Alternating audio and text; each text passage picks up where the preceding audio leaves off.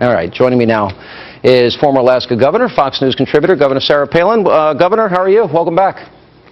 I'm doing great, Sean. Thank you. Well, appreciate it. All right, what do you make? You took a lot of heat and a lot of fire for death panels, the comment you made.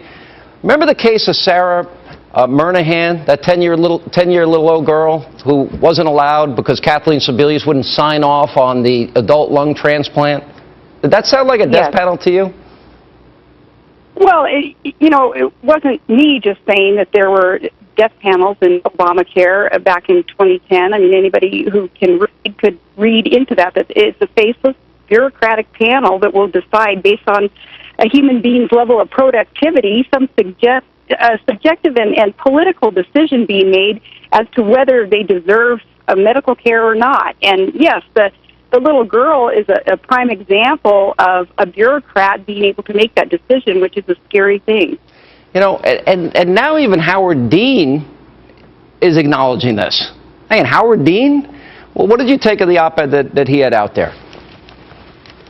Haven't read his op-ed, haven't wasted my time on it because I think I and others waste too much time listening to the liberal pundits a few years ago when they said that was the biggest lie of the year, was that my claim that death panels were a part of Obamacare and the rationing of health care services.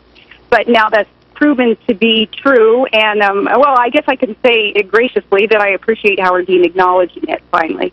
Let's talk a little bit. We're going to have Senator Cruz on the program tonight, and he and Mike Lee, Rand Paul, Marco Rubio, and then a number of House Republicans. There's a big battle coming up here because conservatives, while they appreciated the symbolic votes to repeal Obamacare in the House, none of them had any teeth. And Mike Lee is saying fund the rest of the government, but defund Obamacare. They're meeting a lot of resistance. What's your reaction? That's common sense. Remember, with our separation of powers, he who holds the purse strings is he who is in the legislature. So Congress holds the purse strings. They can unfund anything they want to, and that's how you stop something that is not right.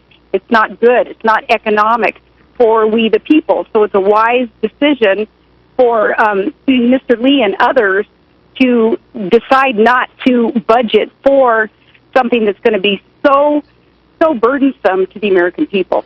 I think to me it's a no-brainer. Why do you think, and what's your reaction to those that say this is bad politically?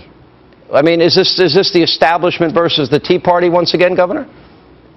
Well, yeah, doggone it, Sean. Those within that machine, that hierarchy in the GOP that's trying to go along to get along with Obama because they want to ingratiate themselves with the liberal media, which is the lapdog for Obama. It's unfortunate that they can't see what the end result of Obamacare is going to be, and that is, again, such a burden on all of our small businesses.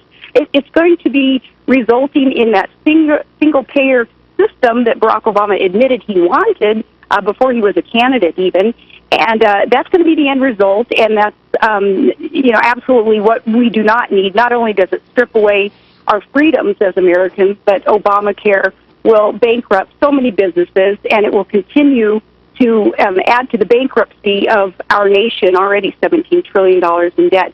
So if those within that hierarchy in the machine, if they could just acknowledge that Obamacare, the end result is so bad for the people that they would go along with the unfunding, the defunding of a bureaucratic program that just isn't going to work. I think even they admit that it's not going to work. But all right, so there's a lot of people saying that Republicans, either in the House or in the Senate, that do not go along with defunding Obamacare. Walk it through. Their fear is that politically there's going to be some damage and that there's no way the president will sign on to it, even if they fund the rest of the government.